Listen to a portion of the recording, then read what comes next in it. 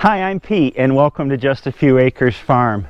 In this video we're going to take an in-depth look at the Farmall MD, and what makes this tractor so cool and unique is that it starts on gasoline and then after it warms up it runs on diesel. And this is quite different from other systems that were used back in the day when this tractor was made. Manufacturers like John Deere and Caterpillar used pony motors, which were small gas engines that you would start and get going and use them to turn the diesel engine, and then when the diesel engine started turning, compression would warm up the engine and it would be turning fast enough from the pony engine to get it going. But International went a different way and combined a gasoline engine and a diesel engine in the same engine, which is pretty amazing. In this video we're going to take a look at this tractor stem to stern, and I'm going to focus on the general history of this tractor, the history of this tractor on our farm, the specifications, all the pieces and parts of the tractor, including a focus on exactly how the gas start diesel system worked. The serial number for this tractor is on the bell housing, and it is FDBK, which is the model prefix, and the serial number is 240953. That makes it a 1950 model. My dad bought this tractor in 1983 and he paid $2,100 for it. It ran well when he bought it, and while we owned it we haven't really done anything to it. He used it for farming from when he bought it until about 1988 when he quit raising beef cattle, and in that time it did pretty much everything on the farm. It was our only tractor. It pulled a 3-bottom plow, it pulled a harrow, it planted corn, it ran a 9-foot hay bine, it baled hay, and we had a small New Holland baler with its own Wisconsin air-cooled engine on it. It did everything. After Dad quit farming, he pulled the tractor into the barn, and it didn't get much use after that, after 1988. But in 1996, Hillary and I moved back to the farm, and I used this tractor quite a bit pulling wagons around when we were renovating the house. It always started hard, especially when it was below about 40 degrees. You'd have to crank and crank to get the gas side running. And one day I went to start it and it wouldn't start. Cranked and cranked, wouldn't start. We towed it down the road, still wouldn't start. So we pulled it into the barn, and that was probably around the year 2000, and it just sat there ever since. When I parked it, I hadn't really started restoring tractors yet, and about 5 years later I got the F20 and restored that, and I thought, well, the next project should be this, the MD. So I pulled it into my workshop, I pulled the head off of it, and then started assessing it for a restoration, and I got sidetracked by other things. I think I had bought some other tractors and got into restoring them. So this got put back together, put back in the barn, and pretty much there it's sat ever since. I've had a lot of interest from YouTube viewers on getting this tractor running, and I think that's what I'm going to be doing this winter, is pulling it in. And I think that probably it needs the head gone through. I need to send that to the machine shop. It needs new piston rings at the very least. It smoked quite a bit. It needs new rear main seal. The injection pump needs to be freed up. The carburetor needs to be gone through. So it'll be a fun project when the weather's nasty outside for me to do in my workshop. I'm really hoping that that's all it needs, because parts for this tractor are hard to find and expensive. You're pretty much limited to new old stock parts or custom made parts. And it's because only 18,000 of them were made versus about 270,000 regular M's. Parts are easy to find for regular M's and fairly cheap. For this, not so much. Where does this tractor fit in the history of Farmalls? Well, the regular M tractor started production in 1939. But the diesel version, the MD, rolled out in 1941, and both tractors were made concurrently until 1952, when they were superseded by the Super Series, the Super A, the Super C, the Super M, etc.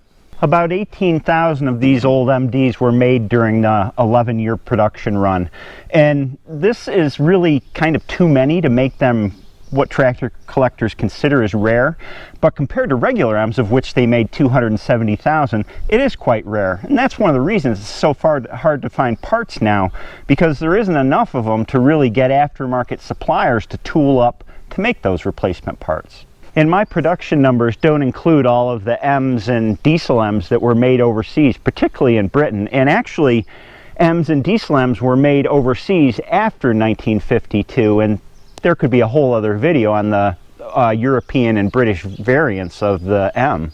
The MD was not the first diesel tractor that International Harvester made. Starting in 1934, International came out with the WD-40, which was actually the first diesel tractor that International made, and it was a beast.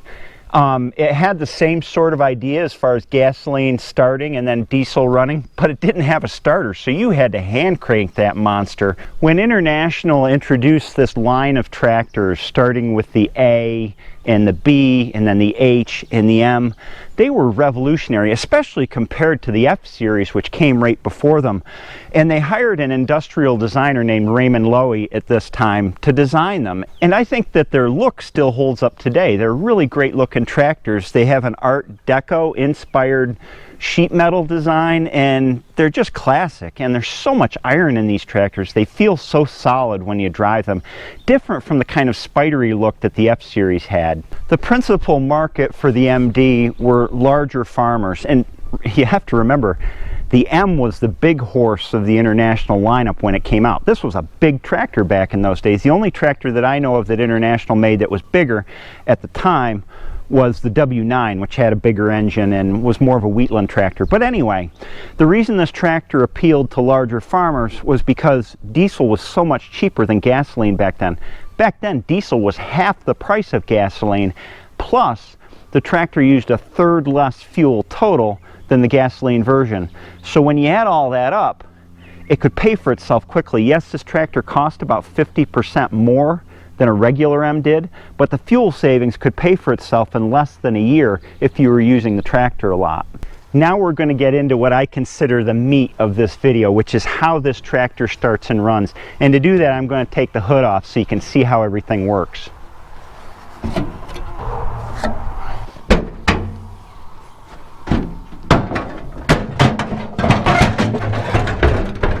All right, now that I've got the tractor's shirt off, we can see what's going on. The really cool thing about this tractor is it looks like a gasoline tractor from the left side. You've got a carburetor, and you've got a magneto, and you've got spark plugs. But when you go around and you look at the right side,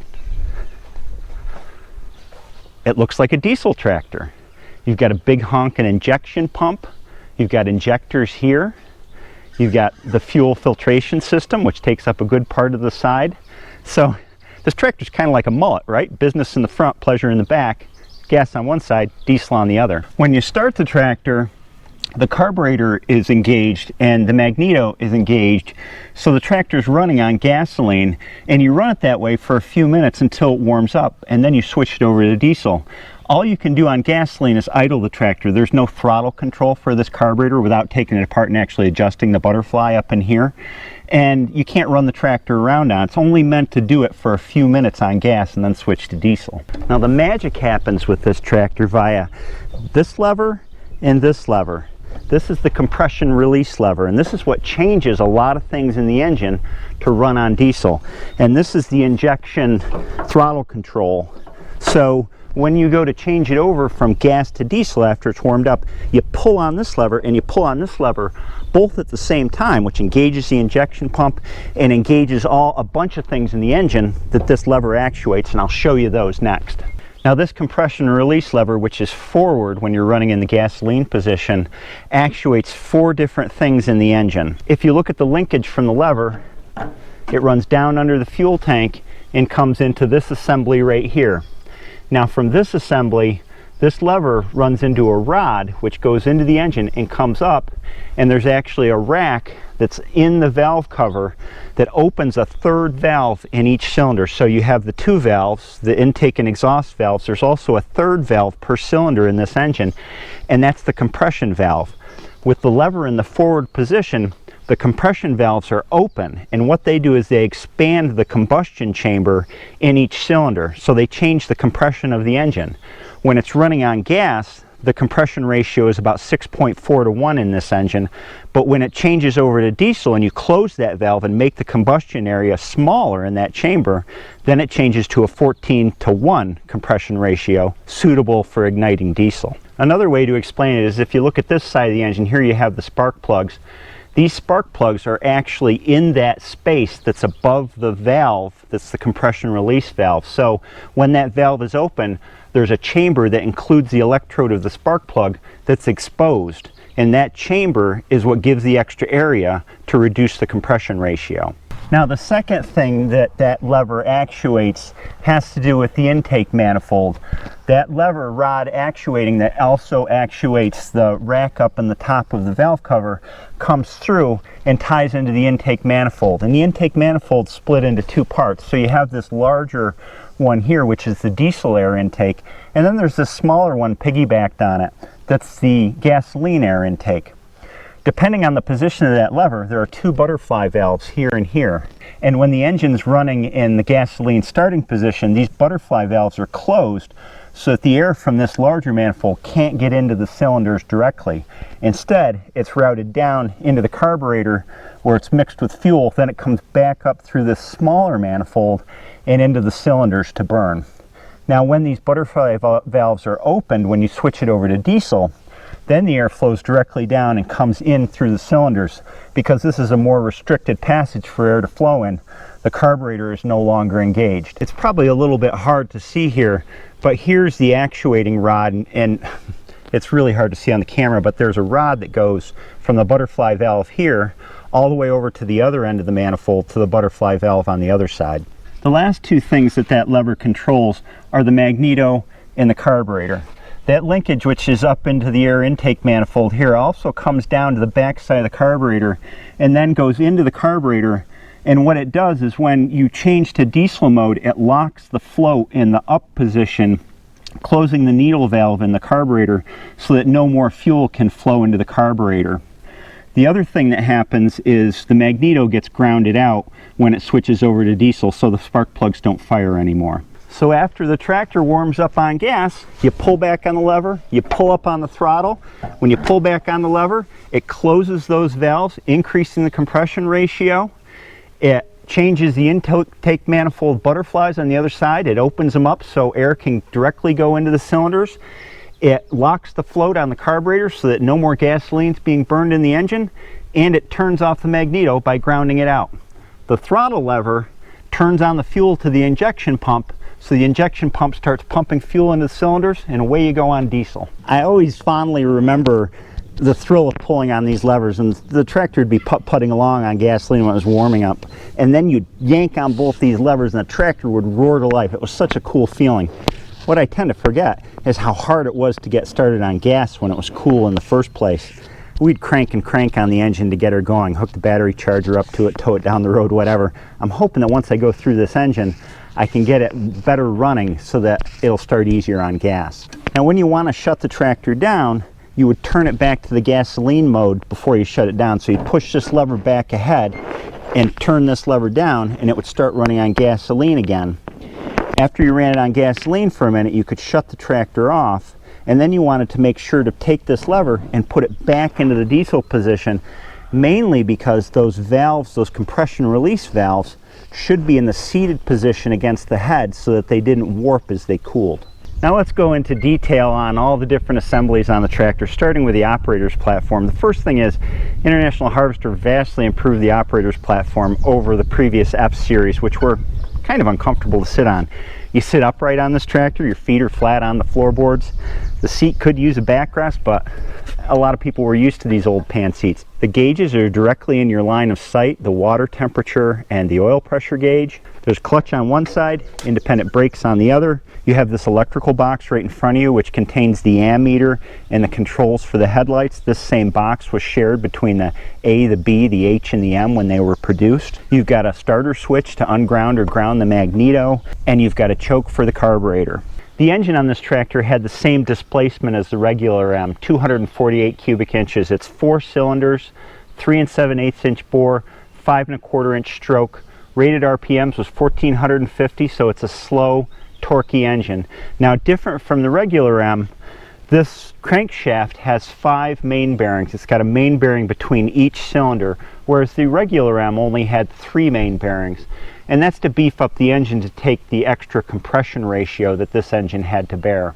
At its Nebraska tractor test, this engine developed 35 horsepower on the belt and 31.5 horsepower on the drawbar. Its maximum pull was about 4,500 pounds. This is a complicated engine, and the head is especially complicated because you've got the passageways and the holes for the third valves, which made it a really complicated casting.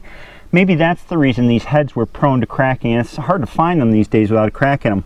When Dad bought this tractor, you can see it has a big crack in the head that runs right down through here, and somebody brazed it really well. It's never been a problem, it's never leaked, but it was brazed long before we had it.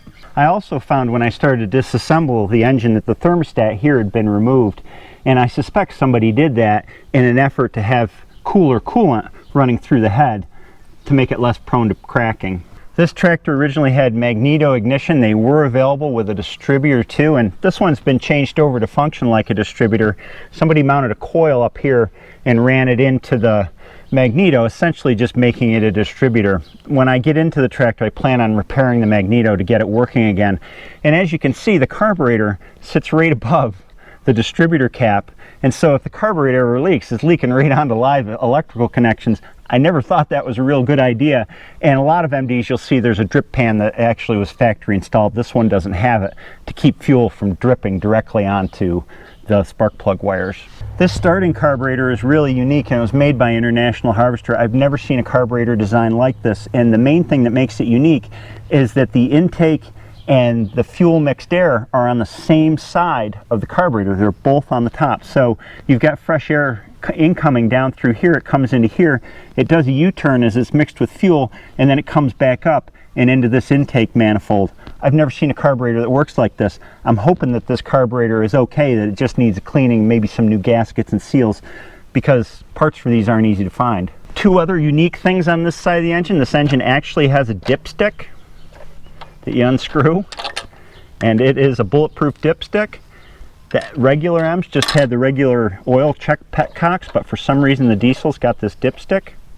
And it also has an hour meter that's mounted off the distributor drive. On a regular M, the governor would be here, and they didn't usually come with an hour meter, but a lot of the MDs for some reason came with an hour meter, and you read the hours right here on the plate, and it is so dirty I can't read them, but I think that's cool. The injection pump on this tractor is a big honker. It was made by International Harvester in-house, and it's an inline pump versus the later rotary pumps like the Rosamaster pumps that you see on later International tractors. These things I hear are a bear to get to work on because parts are hard to find. I'm hoping I just need to clean this up, maybe partially disassemble it to get it freed up. The air cleaner is an oil bath type with an oil reservoir in the bottom and a screen up in here. I've explained how these work in previous videos. Something interesting about oil bath air cleaners, they were really efficient. They were pretty good at filtering out dust and intake air. But what happened is tractor horsepowers got larger. This actually expanded exponentially so that with a big modern tractor, you'd practically be carrying a 55-gallon drum on the side of it as an oil bath air cleaner. So they fell out of favor for that reason, and people started going to paper elements. Onto the fuel system. This tractor has two fuel tanks. It's got a really small gasoline starting tank here and a larger diesel tank here. The gasoline tank has the usual sediment bowl, and the glass is busted off this sediment bowl, but a sediment bowl here and then a fuel line running to the carburetor. And then on the diesel side of the tractor, you've got fuel line piping coming down from the fuel tank. It goes into a pair of filters here. You've got a coarser and a finer diesel fuel filter like modern tractors have, and then you've got a water trap sediment bowl after those in line. And then it's off to the injection pump. This tractor has a pressurized cooling system. It holds about 6 3/4 gallons. It is both pressurized and driven by a water pump. The water pump is driven off the fan pulley. The electrical system on this tractor is 12 volt as opposed to the usual 6 volt systems of the regular M's. Battery tray under the fuel tank, 12 volt starter, generator on the other side of the engine, and lights, which were kind of a new addition for International Harvester. They were very hard to find on the older F-Series tractors. Starting with the letter series tractors, there was what's called a lift-all hydraulic pump, which is a belly pump that was incorporated into the design. It's quite common on H's and M's. So the belly pump is driven off of the lower transmission countershaft here, which means that whenever you push in the clutch, the hydraulic pump stops working. It's not live hydraulics. Originally, these tractors were one-way hydraulics, which means you only needed a single hose out to your remote cylinder. So the hose would pressure the cylinder to raise under pressure, but the cylinder retracted under gravity. When Dad got this tractor, he converted it to two-way hydraulics by running a single hose up to a hydraulic valve so that he could get down pressure for things like plowing. The transmission on this tractor has 5 speeds forward and 1 reverse. It has a road gear, which is fifth, a fast fifth gear. The transmission case includes both the transmission up front and then the final drive, the differential and bull gears in the back. It has a 540 RPM PTO, and it has a belt pulley up here. This belt pulley is missing the pulley, but here's the mechanism. Both the belt pulley and the PTO stopped when you push the clutch in. This tractor has brake drums on either side of the transmission, one here, one on the other side. This is a cover, the drum is inside. There's a band that constricts around the drum to stop the tractor. There's independent brake pedals so that you can help steer the tractor by using the brakes independently. This tractor's rear tires are 14.9 by 38 diameter rear tires. The front tires are 6.5 by 16-inch diameter. This tractor could come in either the tricycle configuration that you see here or a wide front with an international wide front end. They also came with a single front wheel for cultivating in narrow rows. As far as hitch goes, this was a pulling tractor. This was pretty much the only type of hitch you could get from International at the time. It's just a simple U-shaped drawbar, and it could have a drawbar like this extended off of it, which anchors under the bull gear housing in the transmission here. International wouldn't come out with its 2-point hitches until the mid-50s and the number series tractors. So that's my tour of the Farmall MD. This is a really meaningful tractor to me. We used it when I was in high school and I really enjoyed running it. With any luck, I'll pull it into the garage this winter, get her running, and we can use it to rake hay and tow wagons next year. I hope this video was informative. I hope you liked my tour. Have a great day, and I'll see you next time.